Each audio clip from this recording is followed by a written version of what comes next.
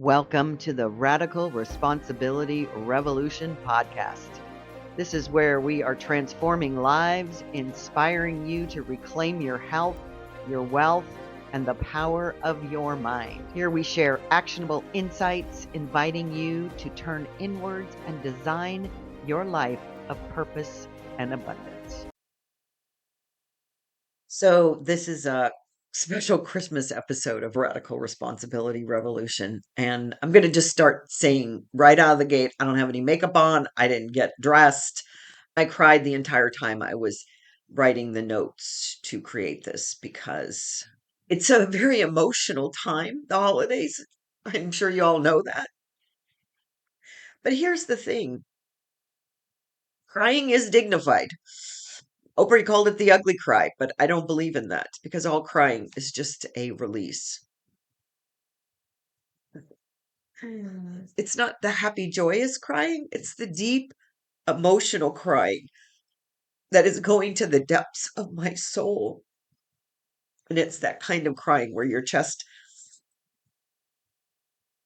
tightens and you're like, why am I crying exactly? Because I don't really know, other than to say that this is a deep, deep calling for me to share what I'm going to share. And it will either resonate with you or it won't. I was hoping not to cry, but I knew it wasn't going to happen. So I'm just going to cry through it. And you have to be okay with that or just turn it off. It doesn't matter. We're just going to let that be.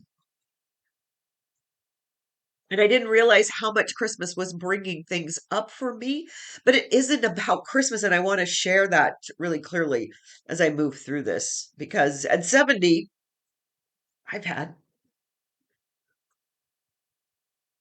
70 Christmases. And honestly, that alone feels important to say because there's so many people that were born after that that haven't experienced the same things on the planet that I have for 70 years. And this episode is certainly not polished, I will tell you that. It's not going to be linear. It may be all over the map. It's probably going to wander around a lot, but it feels honest. And it's about Christmas, what it used to be, what it's become, what it is today, and what is actually underneath all of the noise of Christmas. And I'm talking about the Christmas that lives in your body, that resonance that each of us has with Christmas, whether it's a good resonance or it's that resonance that you think, oh, great, another holiday. So when I think about Christmas, like really think about it, which is what I've done as I wrote this idea for this podcast, my body goes straight back to being a kid, back to when my parents were still together. I grew up in a two-parent household for a while, and there were TV trays that we would eat off for dinner. And I wonder if you even remember a TV tray. We had TV dinners. That's when they first came out with those things. They were before the microwave. And they folded up and they felt very official that we got to eat on TV trays in front of the television for dinner. And it was those same TV trays that we would put cookies and milk on for Santa. It was such joy to make those cookies too. And I believed. I mean, I really believed in Santa. It's when kids still believed in Santa quite quite late in their lives. The night before Christmas was absolute torture. I could not fall asleep, which is funny because here I am decades later, still waking up at 2 or 3 in the morning, unable to sleep. I don't know if that was just an indication of things to come. Nowadays, I wake up wide awake, brain going a million miles an hour. But back then, I was awake because Santa was coming. Now I'm awake because, well, consciousness, I guess, and hormones and life and just my brain being such an active thing. It has so much information in it. And eventually I'd fall asleep. And the morning we'd jump out of our beds and run into the living room. There it was, the tree, the presents. Some were wrapped, some were not. The big ones, like a bicycle or those kind of things, just were sitting there. They weren't wrapped, they were just there. And it was so exciting to go in and see those gifts. The suspense was there, and the surprise was there, and the cookies were gone, and the milk was gone. Proof magic had happened. Here's the thing that really gets me. I don't remember the moment I stopped believing in Santa. Isn't that strange? We remember heartbreak in detail in these moments of our lives. We remember trauma frame by frame by frame. But we don't remember when wonder quietly leaves the room. It just slips out when we're not looking.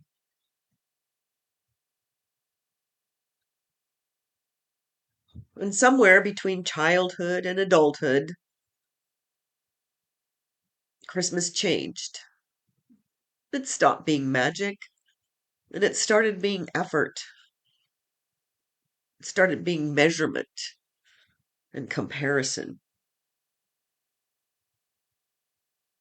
That comparison of who bought the best gift, who spent the most.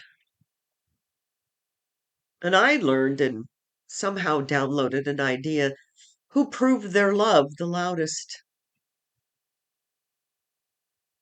And I fell into that trap and I tried to play by what I perceived that playbook was. And I don't remember consciously choosing that belief. I think I just soaked it in. My parents, both of them, have this modeling of the more I can give you or money and the more that they could get because they didn't start out being wealthy. Not that they were wealthy, wealthy, but the more they could give us or give you or their friends, the more they would be loved. And I think I just soaked that up from those money stories and ideas, family patterns.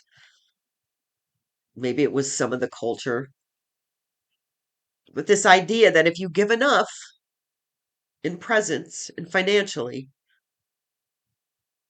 someone will finally approve of you or love you more. Someone will finally like me. So I did what a lot of women do because they're busy. I wasn't that person that would start shopping in October for Christmas gifts and plan it and pick something up throughout the year as you saw something that someone would love or like. I waited until the very last minute. I rushed through the malls. I panicked, and it didn't feel joyful. It felt required, felt dutiful. And then there were the family gatherings. So when we were little, it was my Grammy and my Papa. And I have such fond memories of them. And they didn't live that long. I think they died in their mid 60s. And my Grammy was the best cook ever. And I say that I got that from her because I could just whip anything out of nothing. No contest. They passed. My parents divorced. I think that's why my brother still recreates holiday meals like my grandmother used to make, exactly the same way, as if to reminisce that nostalgia, which I think nostalgia can be updated. I mean, let's be honest, green bean casserole with canned soup is not exactly a wellness protocol these days. But things shifted. My parents got divorced, family split up, we grew up, and that food does hold a memory and it holds safety. And I think food and safety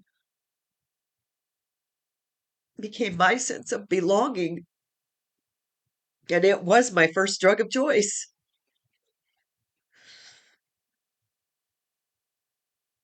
As we grieve these losses in our life, whether it be your divorced parents or the family splintering, grief certainly doesn't care about macros when it comes to food.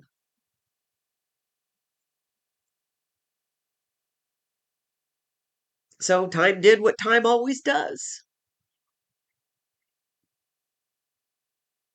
Grandparents died, parents divorced, siblings got married, they created their own families. And I, on my solo path, I don't regret any of it. And I feel like sometimes I've called myself this many, many, many times over many, many, many decades. I am the black sheep. I didn't get married. I didn't have kids. I'm a 8 on the Enneagram, so I am the challenger. I am the contrarian. And holidays became complicated.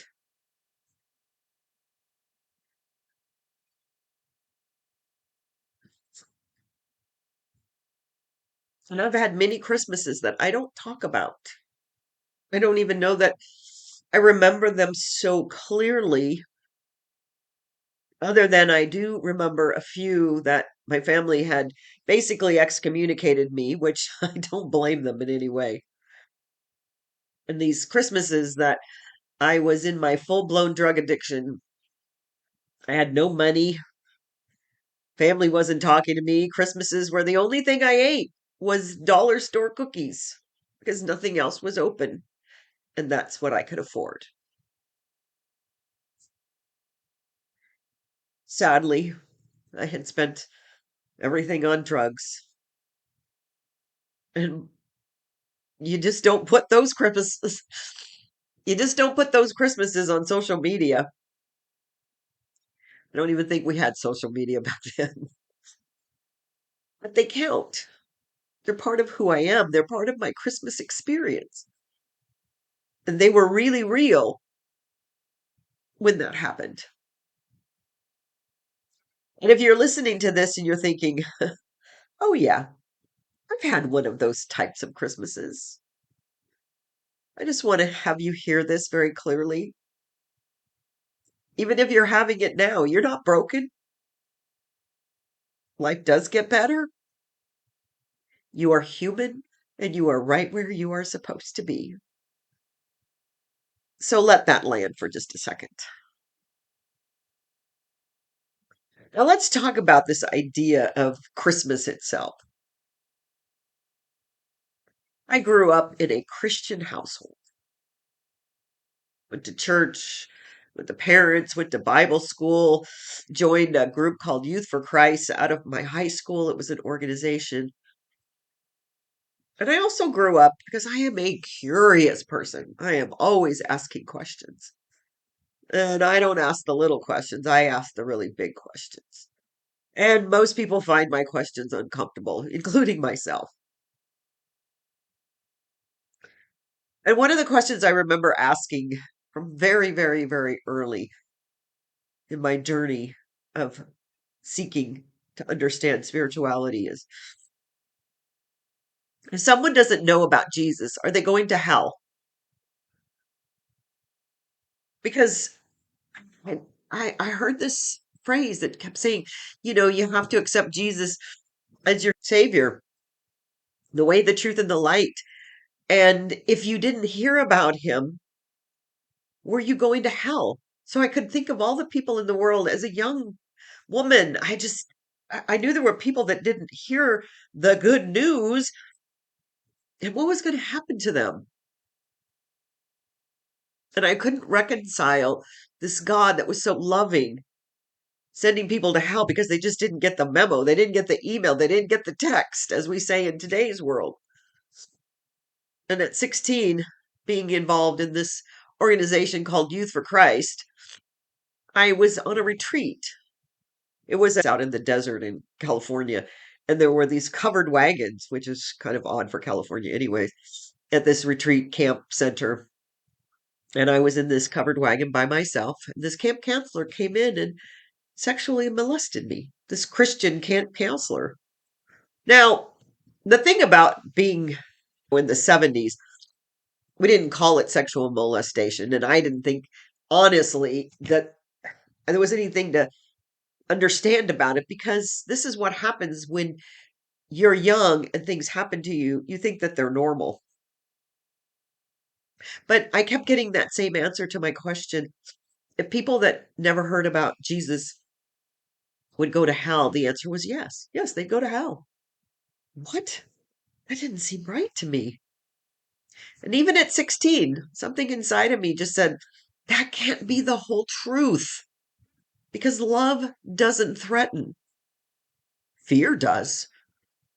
And putting the fear of God into somebody, I don't believe that at least the God that I understand, or at least I use the term God to describe this universal consciousness, doesn't do that.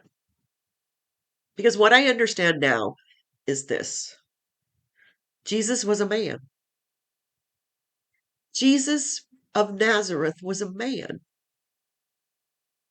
and Christ is consciousness. Christ consciousness, which is what Jesus had, which we all have. He just showed us how to use it. This Christ consciousness is love. And so Jesus came as an example of what we all can do. And one of my favorite verses in the entire Bible is that he said to his disciples, which he's speaking to all of us, is these things I do, and you too can do as well, and even greater. Because what he taught was the Christ consciousness of how to live in that forgiveness, the unity, the oneness. And so my belief is that we struggle with this idea of consciousness because we can't see it. And we are such finite beings as humans. We have to humanize everything, honest to goodness. And there's parts of the Bible that says we are made in the image and likeness of God. And I don't really take that literally as if God looks like us, because consciousness is bigger than that. Conscious is not something you can see. And so we humanize things, we gender it. God is a he. We judge it. And then we actually minimize God by making God look and behave like a human, which even in the story of Jesus, I don't believe that Jesus was perfect. I hear people say he was perfect. I would love to be in a time machine and go back and visit Jesus and say, Jesus, did you have a bad day? Because I don't believe that he was not like us. He was a human being, but he understood the consciousness and how to use it. Because energy doesn't work the way that we have minimized this godness. God is bigger than anything we could ever describe or imagine. It's the universe infinity. It's everything. And so if we're all one and we're just individualized expressions of the one, then God is everything. It's every version of every beingness that you've ever seen. So you can't compartmentalize it. And so Christmas, when you strip it down, it's not about obedience. It's about light. And here's something that just doesn't get talked about enough. I'm a lifelong researcher. I guess I've been in a master's degree of life since my inception. And I don't know that people actually recognize this, but Christmas comes right after, right on the heels of the winter solstice. The Catholic Church, who canonized the book called the Bible, that took some of the stories of his disciples and left some of them out. So you might want to look that bit up, Joseph and the few others. But the Catholic Church were very much deciding that they were going to canonize these books that were all based on the Old Testament and the New Testament and the disciples, but they were using the mythological gods and the goddesses of the Greeks as their foundation because, frankly, they were trying to get everybody under control, truth be told. And they made Christmas, they decided that Christmas would be right after the winter solstice. There was an actual reason for that. To think that nobody in the Christian religion will say that Jesus was born on the 25th of December. I mean, that's a date that they came up with. And here's why. The winter solstice is the darkest day of the entire year. If you know anything about how we revolve around the sun, it's the day that's the shortest day, and it's the darkest day, unless you're on a different hemisphere, of the entire year. And long before Christianity, cultures all over the world, way before Christianity, all over the world celebrated this moment. Why? Why did they celebrate this moment? When we used to, as culture, celebrate nature and the seasons and how the world showed up and the seasons and the rhythms, the days after the winter solstice is the return of the light. So think about it. Jesus is the soul of the light. The Romans called it Sol Invictus, the unconquered sun. It's not by mistake that the early Christian church placed the birth of Jesus on December 25th. That was not random. It was symbolic. And the beautiful part about it is light is born again during that time. It's to show us, it's a reflection, it's a celebration that darkness doesn't win. It is a religious thought process, it's a religious adventure. But here's the thing, it's nature. It's how we were born to be on this planet, and no religion has a law on how this should be. It's nature, it's astronomy, it's science. And I'm not here to diminish spirituality because I'm one of the most spiritual people that I know. Because I often say that science and spirituality are two sides of the same coin. It's consciousness doing what it always does, renewing itself. And I also love the 12 days of Christmas. They begin on December 25th. That it's another Christian tradition. And you know that song, on the first day of Christmas, my true love gave to me. And it's 12 days of that. And they were never meant to be frantic. This Christmas idea, these 12 days of Christmas, this Christmas giving, these presents, none of that. All of this is meant to be integration, remembering, remembering who we are, and then slowly anchoring our intentions for this thing called the new year. And it's just a beginning of a cycle, which, by the way, makes way more sense to me than suddenly declaring a new life on January 1st, especially after eating too much sugar, which, trust me, I have been doing way too much and staying up too late. Just saying. So I've been saying and feeling a lot lately that I feel like I'm in the middle of something. Like I'm not on the some crazy left or some crazy right or anywhere in between. I love Christianity. I love the idea of Christianity. I don't really so much love the dogma. And I don't like when Christians, and I never ever have, basically take a superiority viewpoint that this is the only way. Just like I don't want to tell you that my spirituality is your way.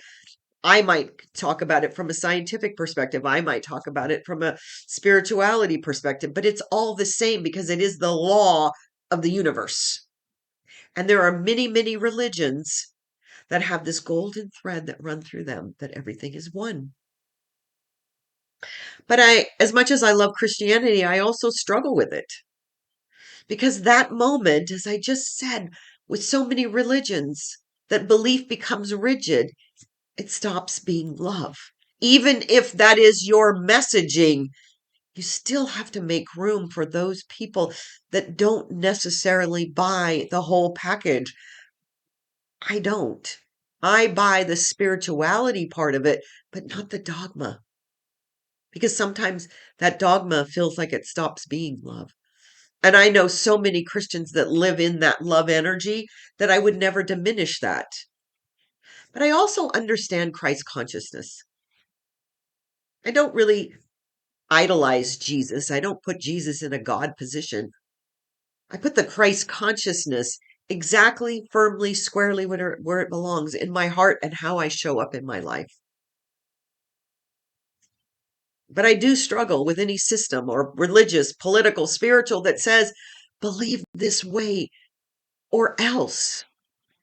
And since I was 16 years old, I have been railing against that one idea. Truth doesn't need force. Truth doesn't need force. History has shown us that.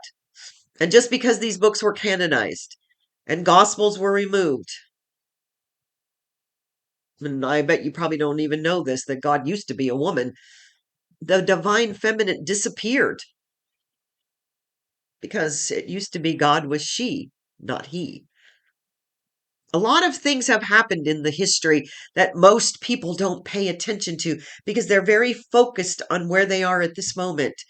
And the fact is, this planet has been here for millions and millions of years. So I let my mind wander from time to time. I don't know what has happened or what didn't happen or what did happen. Maybe aliens existed. Maybe we are part alien. There's too many unexplained things on our planet that people cannot really understand. Maybe consciousness is ancient beyond comprehension. I believe that. It's there's no beginning, there's no end. And God knows I don't know anything or everything. I just can see what my map is allowing in and try to make some sense out of it. But I do know one thing, that if you always come from love and you always come from oneness, you can't go wrong. No single tradition owns truth. No single tradition owns truth because they all point to the same thing. And that's the research that I did very, very early in my 20s. I studied every spiritual tradition I could find, and there was one overriding golden thread through all of it: oneness. That's it. That's the whole thing. If we can embody that oneness and that love, nothing can hurt us. Nothing can destroy us. And the fact of the matter is if you definitely believe that we are eternal, and I know there's atheists out there, and I don't know how they believe that this is the end all be all. There's too much magic going on. There's too much science that says there's multi dimensions and there's more than this. But it's all the same. It's oneness. So I feel like the planet is at a pivot point. It feels like it's political. Yeah, I don't know. That's a story that people are telling. I think it's spiritually. I think people are reconciling how they show up. What is the meaning of life? It's really being questioned in a deep, deep way. And I think the Gen Zs of today are me back in 1970, really asking this question. Why are we living in fear? Why are we comparing ourselves? What is the truth of who I am? Do I have any say so in what's happening? And I want to say that every tradition agrees on this. You are a co creator of this life. You are a divine expression of the One. No matter how you manifest that in form, in a spiritual tradition or religion or political conversation, you get to decide how you want to show up every single day. Do you want to show up in love or do you want to show up in fear? Really, those are your only two choices. There's not a middle ground.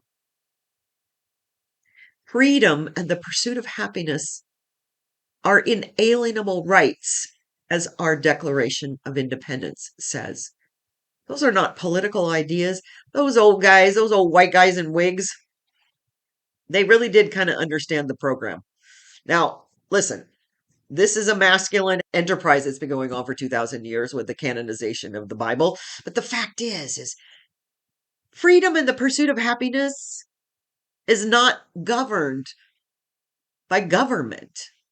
It is your inheritance that you are born with into this expression called earth.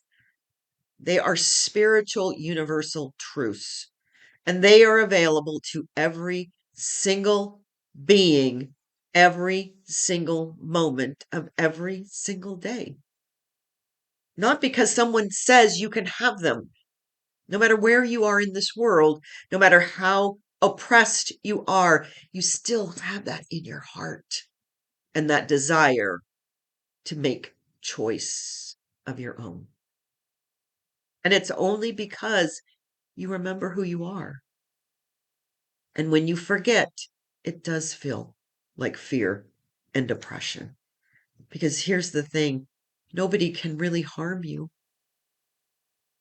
You're just a physical being on this planet called Earth, a spiritual being having a human experience. So, this Christmas, whether you celebrate Jesus or the solstice or some other tradition, the fact that you made it through another year, please remember this. Your truth doesn't have to be my truth, and my truth doesn't cancel out your truth. There is no separateness to us. There is no daylight between us if we are one, which we are. So when I'm looking at another being, I'm looking into the eyes of God. And if we could remember that, if we could connect with that, we don't have this separateness, this duality that is the yin and the yang of this world. We need light and dark to understand each other's version of it. But if you stay in one or the other, you do not only yourself a disservice, but the entire universe. So there is no separateness. There's only different expressions and learnings and love. And we're all just finding it again. I believe that 2026 is going to be this enlightenment year that says, I see you. The God in me sees and recognizes the God in you. So, in this celebration of the winter solstice, the 25th of December, may you feel the light returning. That is the essence of this. It isn't presents, it isn't Christmas trees, it isn't Santa. All of those are fun, beautiful, green and red, everything. But the light returning, it's not just in the sky. It's in your body. It's in your soul. It's in our consciousness. It's in our world and our universe. The light is returning in a way that, to me, I have been waiting my whole life for it to shine this brightly.